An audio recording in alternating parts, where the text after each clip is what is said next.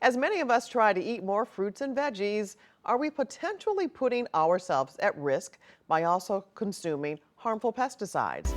A new investigation from Consumer Reports digs deep into the real dangers of these pesticides in our food and what we can do about them. Here's Mike Bush.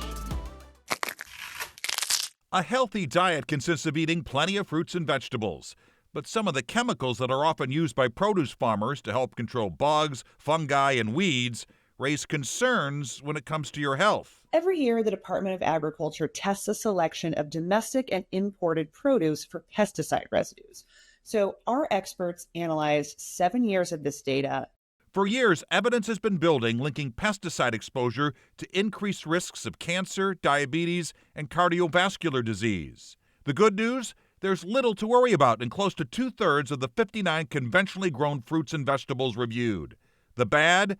20% posed a high risk from pesticides. Produce that proved most problematic: conventionally grown versions of blueberries, bell peppers, potatoes, green beans, kale and mustard greens, and watermelons. The Alliance for Food and Farming, a farming industry organization, pointed out to CR that more than 99% of foods tested by the Department of Agriculture contain pesticide residues below the Environmental Protection Agency's legal limits.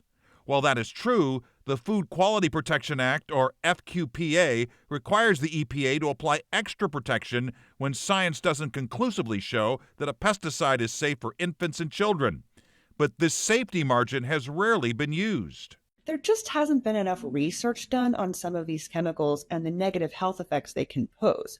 So our experts took a precautionary approach and applied the FQPA safety factor to certain categories of pesticides, even if the EPA doesn't, to make sure we don't underestimate the risks. So can you enjoy these fruits and vegetables and avoid harmful pesticides? You don't need to totally eliminate higher risk foods from your diet. Remember that the risk, even from the most concerning produce, comes from exposure during vulnerable times, such as pregnancy or early childhood, or from repeated and years-long exposure. Fortunately, our research shows that for the most problematic produce, opting for organic is a great way to reduce the risk. Nearly all of the organic produce CR looked at had low or very low pesticide risk. Let's